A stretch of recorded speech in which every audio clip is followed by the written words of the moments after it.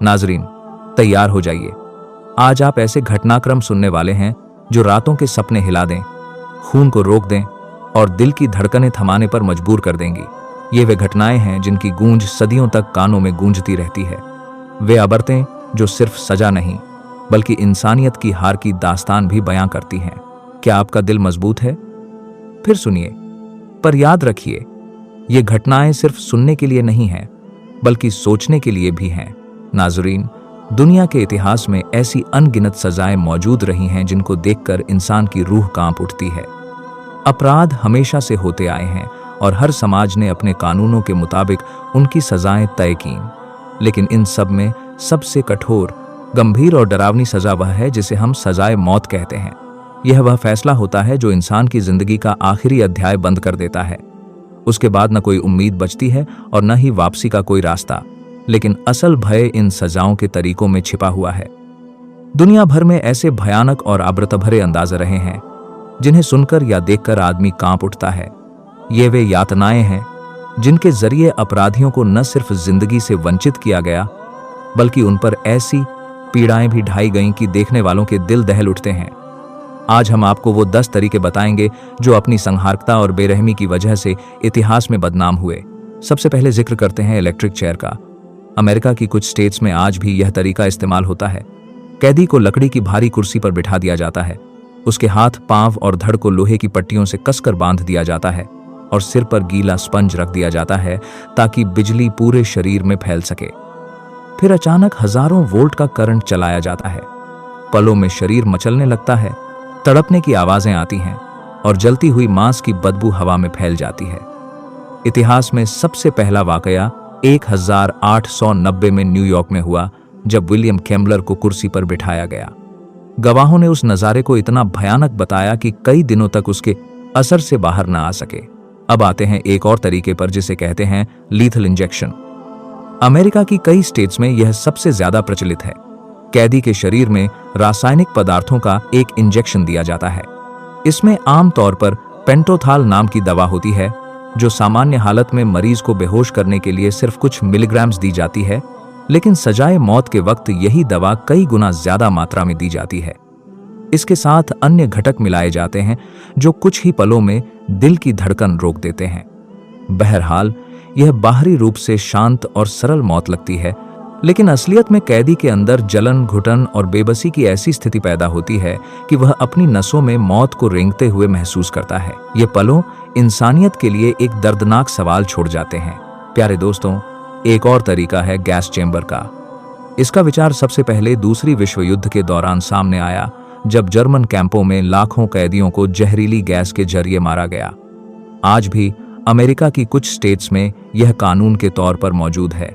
इसमें कैदी को एक पूरी तरह बंद चेंबर में बैठाया जाता है और कुर्सी के नीचे पोटेशियम साइनाइड डाला जाता है जो जहरीली गैस में बदल जाता है। कुछ ही पलों में गैस पूरे कमरे में फैल जाती है और कैदी की सांसें धीरे धीरे रुकने लगती हैं क्योंकि गैस श्वास नली को जला देती है और घुटन की अनुभूति कई मिनट तक जारी रहती है। अब बात करते हैं पाकिस्तान के सबसे आम और एकमात्र प्रचलित तरीके की, यानी तख्तेदार की। जब कैदी की सारी रहम की अपीलें खारिज हो जाती हैं तो उसे बताया जाता है कि उसकी सजा नजदीक है। आमतौर पर 2 दिन पहले उसे अपने घर वालों से आखिरी मुलाकात की अनुमति दी जाती है। जेल अधिकारी उसकी तबीयत का निरीक्षण करते हैं और अगर वह बीमार हो तो सजा स्थगित कर दी जाती है। कैदी को उसकी धर्म के मुताबिक आबादत का हक दिया जाता है और उसकी आखिरी इच्छा पूरी करने की भी कोशिश की जाती है। फिर वह क्षण आता है जब उसके चेहरे पर पर्दा डाल दिया जाता है, रस्सी पर तेल या मक्खन लगाकर मुलायम किया जाता है और फकीर गलाद एक झटके से लीवर खींच देता है। कैदी का शरीर नीचे गिरता है और वह दम तक लटकता रहता है। अंत में डॉक्टर आकर नब्ज देखता है और मौत की पुष्टि करता है। ये कुछ तरीके हैं जो दुनिया में अपराधियों को सजा देने के लिए इस्तेमाल किए गए। लेकिन सवाल यह है कि सजा का मकसद आबरत दिलाना है या इंसानियत को डरावनी यातनाएं देना? इसका जवाब शायद समय ही देगा। नाज़रीन, यह सिर्फ पाकिस्तान ही नहीं बल्कि अफगानिस्तान, ईरान, इजिप्ट, इंडोनेशिया और इंडिया जैसे कई देशों में भी यह तरीके राइज रहे हैं। दोस्तों, सजा ए मौत का सबसे आम और दिल दहलाने वाला तरीका गोली मार देना है। दुनिया के 70 से ज्यादा ममालिक में आज भी यही रिवाज कायम है। कहीं मुजरिम के सामने फायरिंग स्क्वाड खड़ा होता है और कहीं एक है शख्स को यह जिम्मेदारी दी जाती है।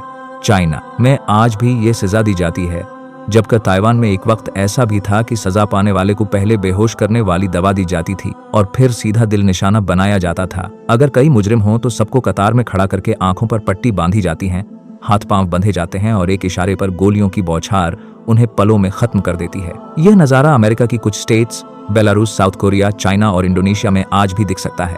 एक और प्राचीन मगर भयानक तरीका है गर्दन उड़ा देना। सऊदी अरेबिया में आज भी खुले मैदानों में यह रुवायत बरकरार है, जहां एक माहिर जल्लाद चमकती हुई तेज तलवार हाथ में लेकर खड़ा होता है और एक महारत भरे वार में सिर को शरीर से अलग कर देता है। रवायत यह कहती है कि जल्लाद इतना जोरदार वार करता है कि कैदी को दर्द महसूस करने का वक्त भी न मिले। सऊदी अरेबिया वह मुल्क है जहां यह तरीका सबसे ज्यादा मारूफ और बदनाम समझा जाता है।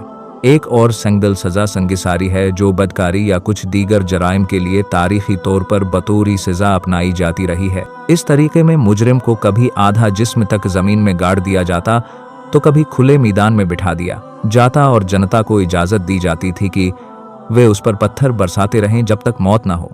प्राचीन ग्रीस में भी यह रिवाज था, मगर समय के साथ यह कुछ खास इलाकों तक महदूद रहा, जैसे सऊदी अरेबिया, ईरान, यमन और अफगानिस्तान और पाकिस्तान में। जनरल जियाउल हक के दौर में हुदूद ऑर्डिनेंस में इसका जिक्र आया, अलबत्ता सरकारी तौर पर अमली नफाज कभी नहीं देखा गया। इतना ही नहीं, तारीख में ऐसे भयावह किस्से मिलते हैं जिनमें कैदी की खाल तक नोची जाती थी। खाल उतारने का अमल इतना ज़ालिमाना था कि सुनकर भी आदमी कांप उठता है। जल्लाद छरी या तेज धार आले से जिल्द को टुकड़ा टुकड़ा करके अथारता और कैदी नाकाबिल बर्दाश्त दर्द में तड़पता रहता। इस दौरान कैदी मौत की दुआ करता, मगर मौत देर से आती और हर लम्हा उसके लिए नाकाबिल बयान अजाब बन जाता। ऐसे मजालिम को ताकत और अब्बरत का निशाना समझा जाता था और पुरानी सल्तनतों में ये हुक्मरानी की वहशत की अलामत हुआ करते थे। मगर खुशकिस्मती से आजकल ये तरीके तकरीबन ख़त्म हो चुके हैं। कई जगहों पर अंग काटने की सजा भी राइज रही। यह सिर्फ मौत देने का नहीं, बल्कि मुजरिम को दर्द भरे अमल के जरिए ख़त्म करने का भी तरीका था। इसमें हाथ, पैर या दूसरे अंग एक एक करके काटे जाते। कभी शुरुआत पेट के पास गहरे जख्म से होती और फिर धीरे धीरे खून बहने से मौत वाक़या हो जाती। बाद आईं ये मंजर आवाम के सामने पेश किया जाता ताकि लोग अबरत हासिल करें और जुर्म से डरें। पुराने समय में दुश्मनों को अबरत का निशान बनाने के लिए इसे मजालिम दुखाए जाते थे और ये सजाएं जनता में डर फैलाने का दरिया थे।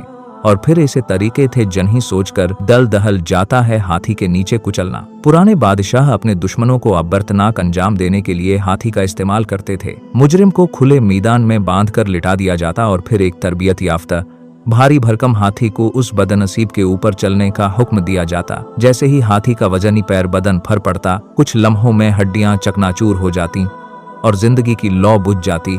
कुछ जालिम राजाओं ने और भी घृणास्पद तरीके अपनाए कैदियों को भूखे शेरों या चींटों के सामने डाल दिया जाता, जहां बच निकलना लगभग नामुमकिन होता। जो फौरन दरंदी की भूख का शिकार हो जाता वही खुशनसीब समझा जाता, बाकी लम्हा दर लम्हा मौत का स्वाद चखते रहते। ऐसे नसीब वाले बहुत कम होते थे। ये सब वाक़ात मानवता के सियाह बाबों में दर्ज हैं। वो सजाएं जो जुल्म व तशद्दुद के जरिए अबरत बनने के बहाने दी जाती रहें। सवाल ये उठता है कि सजा का असली मकसद अबरत देना है या जिस्म व रूह पर बेवजह यातना थोपना? शायद हर दौर का अपना जवाब होगा। दोस्तों, ये थी हमारी आज की वीडियो। उम्मीद है कि आपको यह वीडियो पसंद आई होगी। आपसे गुजारिश है कि इस वीडियो को अपने दोस्तों के साथ ज़रूर शेयर कीजिएगा और हमारे चैनल को भी सब्सक्राइब कर लीजिएगा। अगली वीडियो तक अपना ख्याल रखिए। अल्लाह हाफिज़।